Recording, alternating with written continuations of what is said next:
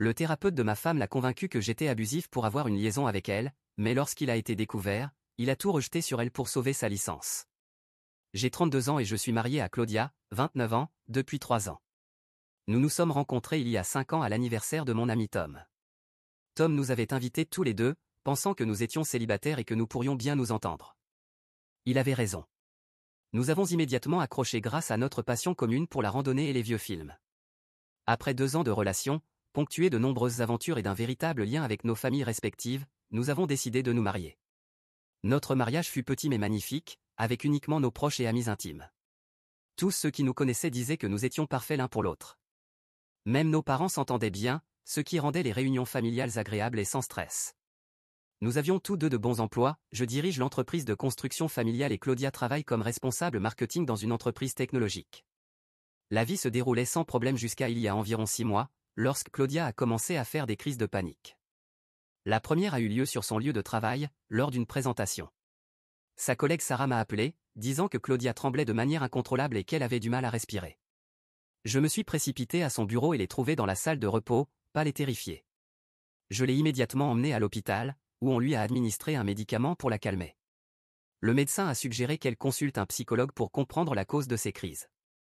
J'ai passé les jours suivants à chercher des psychologues spécialisés dans les troubles anxieux. Le nom du docteur James Peterson, 34 ans, est revenu plusieurs fois avec d'excellentes critiques en ligne. Il possédait une clinique en centre-ville et était spécialisé dans le traitement de l'anxiété et des troubles paniques. Son site affichait des références impressionnantes, un doctorat d'une université prestigieuse et plusieurs articles publiés sur le traitement de l'anxiété. Claudia a commencé à le consulter 2 fois par semaine, les mardis et jeudis après le travail. Au début, tout semblait normal. Elle revenait de ses séances soulagée et me disait que le docteur Peterson l'aidait à mieux comprendre son anxiété. Il lui apprenait des techniques de respiration et l'aidait à identifier les déclencheurs de ses crises. Cependant, après environ 2 mois de thérapie, Claudia est devenue de plus en plus distante. Elle a cessé de partager les détails de ses séances, affirmant que le docteur Peterson insistait sur l'importance de garder ses discussions privées. Bien que je comprenne le besoin de confidentialité, son comportement secret me semblait étrange. Puis elle a commencé à rentrer tard, prétendant que ses séances duraient plus longtemps que prévu. Parfois, elle ne rentrait pas avant 21 ou 22 heures. Lorsque je lui envoyais des messages pour lui proposer de venir la chercher, elle répondait qu'elle dînait avec une amie ou qu'elle devait travailler tard. Cela était inhabituel, car elle m'avait toujours informé à l'avance de ses plans. Quand j'ai exprimé mes inquiétudes à propos de ses séances tardives et de ses explications vagues, elle est devenue défensive et m'a accusé d'être contrôlant. Elle m'a dit que le docteur Peterson lui avait fait réaliser que je l'étouffais avec ma nature protectrice. Selon elle, mon inquiétude concernant ses déplacements était un signe de ma volonté de contrôler sa vie. Cette accusation m'a choqué, car j'avais toujours soutenu son indépendance. Les choses se sont aggravées lorsqu'elle a commencé à dire que j'étais émotionnellement abusif. Elle affirmait que le docteur Peterson lui avait fait remarquer que mon comportement montrait des signes de manipulation et de contrôle. Apparemment, le fait d'être présent pour elle lors de ses crises de panique, au lieu de la laisser gérer seule, faisait d'elle une personne dépendante de moi. Ces accusations m'ont profondément blessé. Je me suis remis en question, cherchant dans notre passé des exemples où j'aurais pu être manipulateur. Mais en y réfléchissant objectivement, je ne trouvais aucun comportement de ma part correspondant à ces accusations. Nos amis proches, dont Tom, étaient tout aussi surpris par ses propos, affirmant qu'il m'avait toujours vu comme un mari soutenant. Claudia est devenue de plus en plus imprévisible. Elle sortait les week-ends sans dire où elle allait. Si je l'appelais pour vérifier si elle allait bien, elle ne répondait pas ou s'énervait contre moi. Elle a changé le mot de passe de son téléphone et le gardait toujours face contre table. Elle prenait ses appels dans une autre pièce et terminait rapidement ses conversations si j'entrais. Un soir, alors qu'elle était sous la douche, son téléphone n'arrêtait pas de recevoir des notifications. Pensant qu'il s'agissait d'un courriel important, je l'ai vérifié. Ce que j'ai vu m'a glacé le sang, des messages intimes entre elle et le docteur Peterson. Ils se voyaient en dehors des heures de thérapie depuis des semaines, se rencontrant dans des hôtels et des restaurants éloignés pour ne pas être vus. Je n'ai pas immédiatement confronté Claudia. J'ai décidé de recueillir plus de preuves, notamment des reçus d'hôtels, des relevés bancaires et l'historique de localisation. J'ai également contacté un avocat spécialisé en divorce et je prévois de signaler le docteur Peterson au conseil médical pour comportement non éthique. Je me sens trahi, non seulement par ma femme, mais aussi par quelqu'un censé l'aider. Le pire est qu'elle utilise la santé mentale comme excuse pour justifier sa liaison. Je ne sais pas comment l'affronter sans aggraver ses crises de panique, mais je ne peux pas non plus continuer à vivre dans ce mensonge. Mise à jour 1, après avoir rassemblé toutes les preuves, j'ai finalement confronté Claudia jeudi dernier. J'avais passé des jours à organiser toutes les preuves, capture d'écran de leurs messages, remontant à 3 mois, reçus d'hôtels provenant de 6 établissements différents, historique de localisation montrant leurs rendez-vous réguliers, et relevés bancaires correspondant parfaitement au séjour dans ces hôtels. J'avais également des captures d'écran de leurs conversations intimes où ils discutaient de leurs projets d'avenir ensemble. J'ai choisi un moment où je savais qu'elle n'aurait pas à travailler le lendemain. Après le dîner, je lui ai demandé de s'asseoir, car nous devions parler. Elle semblait d'abord agacée, probablement en pensant que j'allais encore évoquer ses retours tardifs. J'ai commencé par lui montrer leur message. Son visage est immédiatement devenu livide. Avant qu'elle ne puisse inventer des excuses, j'ai présenté tout le reste, les reçus d'hôtel, les relevés bancaires et les données de localisation. Au lieu de nier quoi que ce soit, elle s'est complètement effondrée. En pleurant, elle a avoué sa liaison. Elle m'a dit que le docteur Peterson la faisait se sentir comprise d'une manière que je ne faisais pas. Selon elle, durant leur séance, il écoutait ses problèmes sans la juger. Elle prétendait qu'il lui donnait de l'attention d'une manière qui la faisait se sentir spéciale et entendue. Elle a confessé qu'ils avaient des relations intimes depuis 2 mois. L'affaire avait commencé après une séance du soir, lorsqu'il l'avait invitée à prendre un café pour discuter de ses progrès dans un cadre plus décontracté. Ce café avait mené à un dîner, et les choses avaient dégénéré à partir de là. Elle m'a dit qu'il la faisait se sentir jeune et désirable à nouveau, bien que je ne comprenne pas cela, étant donné que nous avons pratiquement le même âge. Ce qui m'a le plus révolté, c'est d'apprendre que ces accusations à mon encontre concernant un comportement contrôlant et abusif avaient en réalité été orchestrées par le docteur Peterson. Il l'avait systématiquement convaincu que mon comportement de soutien était en fait une forme de contrôle. Il avait planté des idées dans son esprit durant leur séance, suggérant que mon inquiétude lors de ces crises de panique était en réalité une manipulation pour la rendre dépendante de moi. J'ai immédiatement signalé le docteur Peterson au conseil médical de l'État, en soumettant toutes les preuves que j'avais rassemblées. J'ai également contacté son lieu de travail et leur ai envoyé des copies des messages et des reçus d'hôtel. La clinique où il exerçait était choquée. Apparemment, il s'était présenté comme un professionnel dévoué qui travaillait souvent tard pour aider ses patients. Ils l'ont immédiatement suspendu en attendant une enquête. Après avoir consulté mon avocat, j'ai demandé le divorce en invoquant l'adultère. Mon avocat a affirmé que les preuves que j'avais recueillies rendraient la procédure de divorce simple. Lorsque Claudia a compris que je prenais le divorce au sérieux, elle a complètement changé d'attitude. Soudainement, elle n'était plus la femme confiante qui m'accusait d'être contrôlant. À la place, elle a essayé de rejeter toute la faute sur le docteur Peterson. Elle a affirmé qu'il l'avait progressivement manipulée pour qu'elle entame cette liaison. Selon elle, il utilisait leurs séances pour pointer des problèmes dans notre mariage, dont elle n'avait même pas conscience auparavant. Il lui aurait apparemment dit que ces crises de panique étaient dues à une insatisfaction refoulée concernant notre relation. Bien qu'il ait pu la manipuler, cela n'excusait pas ses actions ni les horribles mensonges qu'elle avait racontés à mon sujet. La découverte la plus douloureuse fut d'apprendre l'étendue des mensonges qu'elle avait racontés à sa famille et à nos amis. Elle avait dit à sa sœur que je surveillais ses appels téléphoniques. Elle avait affirmé à ses parents que je contrôlais nos finances, alors qu'elle avait accès à tous nos comptes. Elle avait même raconté à certains amis que je l'avais menacée d'utiliser ces crises de panique contre elle si jamais elle essayait de me quitter. Les mensonges étaient détaillés et calculés, clairement conçus pour bâtir une narration d'abus afin de justifier sa liaison. J'ai décidé de rétablir la vérité. J'ai envoyé à sa famille et à nos amis proches des copies des preuves que j'avais recueillies, accompagnées d'un email détaillé expliquant tout. Beaucoup m'ont appelé pour s'excuser d'avoir cru à ces mensonges. Sa sœur, qui avait été particulièrement froide avec moi ces dernières semaines, a éclaté en sanglots lorsqu'elle m'a appelé pour s'excuser. À ma grande surprise, après avoir signalé le docteur Peterson au conseil médical, plusieurs autres patients se sont manifestés avec des récits similaires. 2 femmes ont rapporté qu'il avait essayé d'entamer des relations romantiques avec elles pendant leur thérapie. Une autre a déclaré qu'il lui avait suggéré de se rencontrer en dehors des heures de consultation pour discuter de ses progrès dans un cadre plus confortable. Le conseil médical enquête maintenant sur toutes ces plaintes. Une audience a été prévue le mois prochain, où je devrais témoigner. Mon avocat dit que, compte tenu du comportement récurrent avec plusieurs patients, le docteur Peterson perdra probablement sa licence. Apparemment, il a enfreint de nombreuses règles éthiques, notamment en ayant des relations sexuelles avec ses patients et en les manipulant délibérément à des fins personnelles.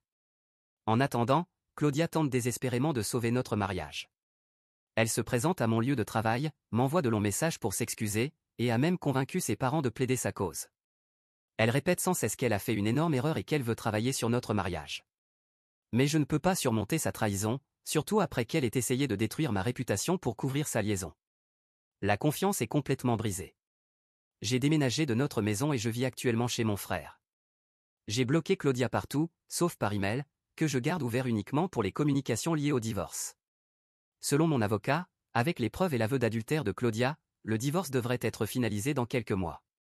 Mise à jour, l'audience devant le conseil médical a eu lieu la semaine dernière et a révélé un côté du docteur Peterson qui a choqué tout le monde. Face à la possibilité de perdre sa licence, il a complètement rejeté la faute sur Claudia. Sa stratégie de défense consistait à se présenter comme une victime de patientes instables qui auraient mal interprété son souci professionnel.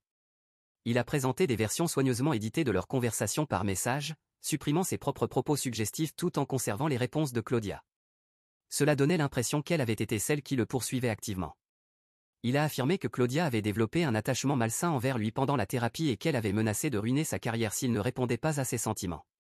Il a même fait venir sa secrétaire comme témoin, qui a affirmé que Claudia se présentait souvent sans rendez-vous à la clinique. Bien que cela soit techniquement vrai, c'était uniquement parce qu'il lui avait demandé de venir en dehors des heures de consultation, ce que j'ai pu prouver grâce à des messages. L'audience a pris une tournure inattendue lorsque d'autres victimes ont témoigné. 3 anciennes patientes ont partagé des récits similaires sur la manière dont le docteur Peterson les avait manipulées pendant des périodes vulnérables de leur vie. Une femme a décrit comment il avait suggéré des dîners privés pour discuter de ses progrès. Une autre a révélé qu'il avait tenté de l'embrasser après une séance de thérapie. La réponse du docteur Peterson à ces témoignages a été froide et calculée. Il a essayé de discréditer chaque femme, suggérant qu'elles étaient émotionnellement instables et qu'elles avaient mal interprété son souci professionnel. Il a même évoqué leurs antécédents de santé mentale pour les présenter comme des témoins peu fiables. Mais sa stratégie s'est retournée contre lui lorsque le conseil a constaté un schéma récurrent dans son comportement. Les preuves contre lui étaient accablantes. Le conseil a non seulement révoqué sa licence, mais a également recommandé l'ouverture d'une enquête criminelle pour abus de pouvoir potentiel.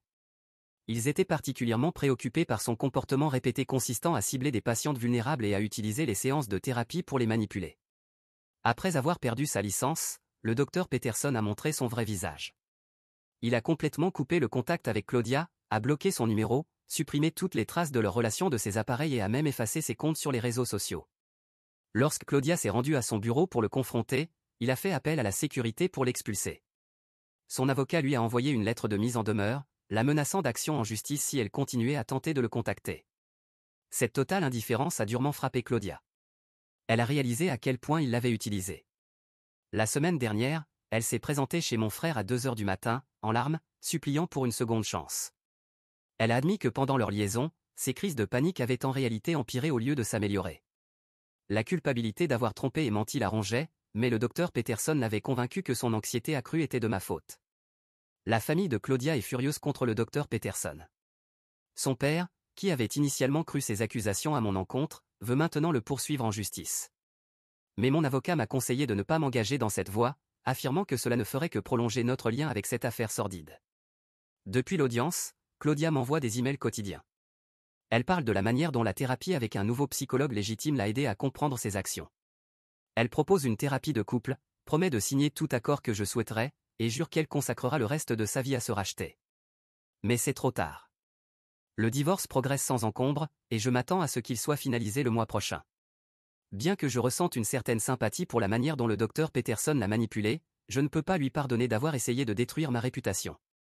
Elle aurait pu me parler de tout problème dans notre mariage, mais elle a choisi de croire un homme manipulateur qui profitait clairement de sa vulnérabilité. Certains de nos amis communs pensent que je suis trop dur, qu'elle mérite une seconde chance puisqu'elle a été manipulée dans un moment de fragilité. Mais ils n'ont pas vécu la trahison de voir leur conjoint les accuser délibérément d'abus pour justifier une liaison. Ils n'ont pas eu à faire face au regard de suspicion et de jugement de leur famille et de leurs amis. Pour moi, il n'y a plus de retour en arrière. La confiance est brisée à jamais. Mise à jour 3, le divorce a été finalisé la semaine dernière, malgré les tentatives de Claudia pour le retarder. Elle avait proposé de signer un contrat post-nuptial me donnant le contrôle total de tous nos biens, mais je suis resté ferme dans ma décision.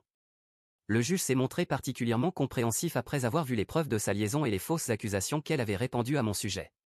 Un développement intéressant s'est produit lorsque Maria, l'ancienne réceptionniste du docteur Peterson, m'a contacté après l'audience du conseil médical. Elle avait travaillé dans sa clinique pendant 3 ans et avait été témoin de son schéma de comportement consistant à cibler des patients spécifiques. Selon Maria, il faisait des recherches sur les patients potentiels avant de les accepter, cherchant particulièrement ceux issus de milieux aisés. Elle a révélé que le docteur Peterson m'avait cherché sur Internet avant d'accepter Claudia comme patiente. Il avait trouvé des articles sur l'entreprise de construction de ma famille et avait estimé que Claudia serait une cible facile en raison de ses problèmes d'anxiété. Il avait agi de la même manière avec plusieurs autres patients, mais la plupart avaient rejeté ses avances ou arrêté la thérapie lorsqu'ils se sentaient mal à l'aise. La partie la plus troublante a été d'apprendre qu'il tenait des notes détaillées sur la situation financière de ses patients et leur vulnérabilité relationnelle. Maria avait découvert ces notes en nettoyant son bureau après sa suspension. Elle les a transmises au conseil médical, ce qui a conduit à une enquête plus large sur sa pratique.